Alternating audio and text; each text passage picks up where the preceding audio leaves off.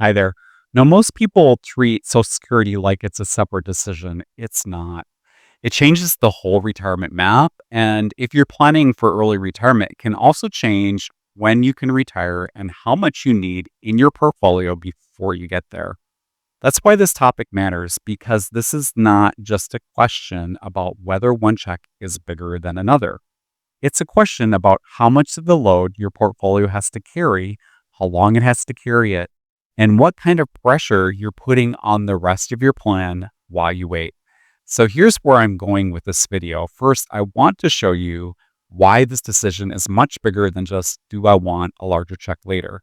Then I want to walk through the concrete questions I think early retirees should actually be asking, because that's where the real decision gets made. That matters because once you retire, this stuff stops being theoretical. It stops being numbers on a spreadsheet. Now it's your life. Now it's your monthly cash flow. Now it's your stress level. Now it's also about your spouse. Now it's your portfolio taking the hits if the market decides to act like a maniac right when you're trying to build your retirement life.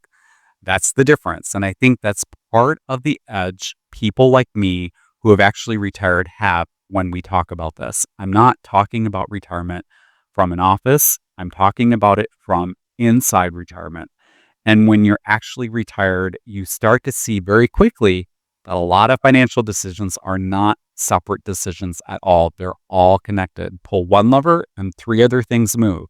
That's exactly how Social Security works. Now, what surprised me most is not that Social Security matters. Of course, it matters. What surprised me is how many people think of it as some standalone claiming choice instead of what it really is. It's a major piece of the overall early retirement plan. If you're 45, 50, 55, or 60, whatever age you plan your early retirement to be, or if you are already retired early, Social Security still matters a lot, even if you're years away from claiming it. Why? Because it changes how much of the burden your portfolio has to carry. It can influence when you can retire if you're not already. And it can influence how much you need in your portfolio before you feel comfortable walking away from work. And that's the big point. A lot of people focus on the total nest egg and then sort of treat Social Security like bonus money that shows up later. And I don't think that's the right way to look at it. I think a better way to look at it is this. Social Security is one of the biggest future cash flow decisions in your retirement plan. And once you see it that way, the math looks different. So let's talk about the hidden math few people show. The first piece is this. Most break-even conversations are too narrow. Now, I'm not saying break-even math is useless. It's not. It can be a helpful starting point, but too often it gets treated like the whole answer. The basic pitch usually goes something like this. If you claim earlier, you get smaller checks sooner. If you wait, you get bigger checks later. And then somebody tells you the age where waiting finally catches up to claiming earlier and total dollars received, and that's supposed to settle it. But that leaves out one giant issue. What happens to your portfolio while you wait? This matters a lot. If you retire early or even retire in your early 60s and you delay claiming Social Security, you have to fund those years somehow. That money has to come from somewhere. And usually it is coming from your portfolio. That means the decision is not just smaller check sooner versus bigger check later. It's also how much extra pressure am I putting on my portfolio during the years before Social Security starts? And that's a very different question. And that's one reason many get this wrong, because when you're still working, it's easy to think of waiting as harmless. You're still getting paid, your portfolio may still be growing, and you're not living off it yet. But when you're actually retired, waiting is not passive. Waiting is an active funding choice. You're choosing to lean harder on your own assets for longer. That doesn't automatically mean it's the wrong move, but it absolutely means the decision is bigger than claiming earlier and getting smaller checks versus claiming later and getting bigger checks. And this is especially where early retirement changes the conversation. If you retire at 55, 58, 60, or 62, whatever the age is, those years between retirement and Social Security matter a lot. The order and timing of your income sources matter. The more years your portfolio has to carry the full load, the more important something called sequence of returns risk becomes. That is just the formal term for this simple idea. Bad market returns early in retirement can do much more damage then bad returns later because you are pulling money out while your portfolio is down and giving it less chance to recover. So when someone says, just wait until 70 because the check is bigger, my reaction is always, maybe. But what is that decision costing in the meantime? Not just emotionally, mathematically. That's the hidden math. Another piece you don't hear talked about enough is this. Social Security doesn't just affect your monthly income later. It changes the size of the gap your portfolio has to fill. That matters tremendously in early retirement. Using simple math to illustrate, let's say you need $100,000 a year to support your lifestyle, and later on, Social Security will provide, again, just for easy math, let's say 35 to 40,000 of that. Well, that means once Social Security kicks in, your portfolio no longer has to do all of the heavy lifting. Now, maybe it only has to cover 60 or 65,000 instead of the whole amount. That's a big shift, and this is exactly why Social Security can influence when you can retire in the first place. Because if you know a meaningful amount of government-backed lifetime income is coming later, that changes how long your portfolio has to fully fund your lifestyle by itself. It also changes the size of the portfolio you may need to feel secure. So the real question isn't just what age gets me the most Social Security. It's also, how does this claiming decision change the load on my portfolio across the rest of retirement? That's the lens I think early retirees need, because we are not making this decision in a vacuum. We are making it as people who may have already left work years before claiming. We're the folks trying to figure out how many years of portfolio withdrawals we really need to cover before guaranteed income starts showing up. And that leads to the next piece of the hidden math. Later claiming is not just about maximizing one check. It's also about buying more government-backed lifetime income later in life. That can be very valuable, especially if you worry about longevity, especially if you are the higher earner in a couple, especially if survivor benefits are part of the picture.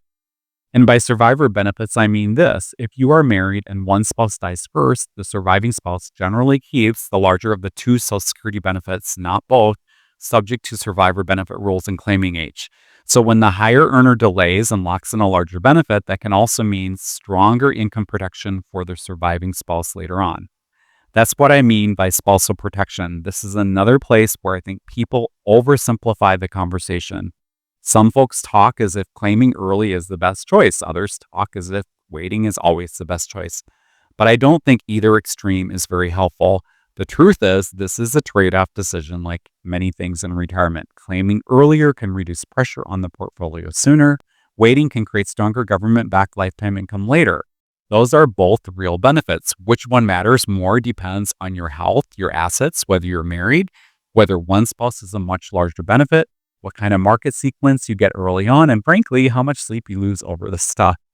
That matters too. I think people underestimate how valuable peace of mind is in retirement. Now, there's an issue that may be sitting in the back of your minds when you hear any Social Security discussion. It's certainly something I've thought about as an early retiree. So you may have as well as an early retiree or potential early retiree. What about the fact the system is projected to have a shortfall? That's a fair question. According to the latest Social Security Trustees report, the Old Age and Survivors Insurance Trust Fund is projected to be able to pay full scheduled benefits until 2033. After that, if Congress does nothing, ongoing income would still be enough to pay about 77% of scheduled benefits. So this does not mean Social Security goes to zero. It means that under current law, there would be a shortfall if lawmakers do not act. Now, do I personally think Congress eventually does something? Yes, I do. I have a hard time believing politicians are going to calmly walk into a massive Social Security benefit cut and just let that happen. That seems to be political dynamite. But do I think it's smart to base your entire retirement plan on the assumption that Congress is going to handle this early, cleanly, and intelligently? No, I would not do that either. So for me, the practical takeaway is this: treat Social Security as an important part of the plan, but keep a margin of safety. Don't assume you won't get anything, and don't assume everything gets fixed perfectly either. That middle ground is probably the most sensible way to think about it. The next thing that surprised me is how often people optimize for the wrong phase of retirement. This is something you have to think about too. A lot of Social Security discussions are really about getting the absolute maximum benefit way out into the future. And again, there's nothing wrong with that if that is what fits your plan. But there's a trade-off. If you wait longer to claim, those earlier years may require larger withdrawals from your portfolio. And those earlier years are often the very years when people are healthier, more active, and more likely to be in what people call the go-go years. A dollar that helps support a great year at 62 when you're in your go-go years is not identical to a dollar that shows up much later in your life when it may look very different and you're a lot less active. That doesn't mean claim earlier no matter what. It means stop pretending the decision is only about the biggest possible monthly payment. That's way too simplistic. The better question is, what claiming decision gives me the strongest overall retirement plan? Not just the biggest Social Security check, the strongest overall plan. That's the question. And to me, that's the question early retirees should always be asking, because retirement is a system. Healthcare is part of it. Taxes are part of it. Withdrawal strategy is part of it. Social Security is part of it. Cash runway is part of it. Risk is part of it. Spousal protection is part of it. And your retirement date is part of it too. You can't really isolate one piece and pretend it exists all by itself. So how should we think about this? Here's a framework I think makes the most sense. Not a perfect framework, but a much better one than just staring at a break-even age or focusing on what gets me the biggest check. Question 1, if I delay Social Security, what is funding those years? Is it cash? Is it a taxable brokerage? Is it traditional IRA money? Is it a 401k? Is it some mix? And how much strain does delaying put on my portfolio? Question 2, how does this claiming decision affect when I can retire and how much I need in my portfolio before I retire? Because that guaranteed income later changes how much of the burden my investments have to carry. Question 3, how much does the later, larger guaranteed income improve my plan? Does it improve my peace of mind? Does it create stronger survivor protection for my spouse? Question 4, what does this decision do to sequence of returns risk in my early retirement years? If the market is ugly during the years I'm delaying, am I comfortable pulling from the portfolio if I needed to? Question 5, am I optimizing for the life I am actually likely to live or for a spreadsheet fantasy that assumes everything unfolds perfectly? That one was worth sitting with because real life always has a vote. And this is why I think this topic matters so much to people in my audience. A lot of you are not traditional retirees. You're trying to figure out if retiring early is an option for you. You're already planning to retire early, or perhaps you already have. This changes the whole picture because if you stop work years before Social Security begins, then the timing of that benefit is important. It affects those years between retirement and Social Security. It affects the stress on the portfolio. It affects how much government-backed lifetime income eventually shows up. It affects when you may be able to retire, and it affects how much your investments have to carry the full plan by themselves before Social Security kicks in. Honestly, I think Social Security gets treated as a side conversation too often in early retirement conversations, and it shouldn't be. It's a big part of the plan, a really big part. I also think this is one of the areas where working advisors and actual retirees often see things a little differently. Again, this is not a knock on advisors. There are some very good and smart ones, but when you're living off your assets, you feel those years between retirement and Social Security differently. You feel the market differently. You feel the idea of just wait 5 more years differently. 5 years on paper and 5 years in retirement are not the same thing. When I look at Social Security now, I don't just see a claiming decision. I see a lever that changes the whole balance of retirement. So if there's one takeaway I want to leave you with, it's this. Don't treat Social Security like a standalone decision. Treat it like a major piece of your retirement income plan because that's what it is. The right claiming choice is not automatically the one with the highest monthly benefit. There are other factors involved that I've talked about in this video, and it's not automatically the one that gets you the first check the fastest either. The right claiming choice is the one that best supports the rest of your plan, your portfolio, your spouse, those years between retirement and Social Security, your risk tolerance, your peace of mind, and the life you actually want to live. That's the math I think more people need to see and think about. And for early retirees especially, I think it can change the whole way you think about the plan because Social Security is not some little add-on that shows up later. It is one of the biggest future income decisions you will make. which means if you get the thinking wrong here, it can ripple through the entire rest of retirement. And if you get the thinking right, it can make the whole plan feel a lot stronger. That's why I think this topic matters. And that's why I think more people should stop asking only, when should I claim? And start asking, what does this decision do to the rest of my retirement? That's the most important question to ask and to take away from this episode.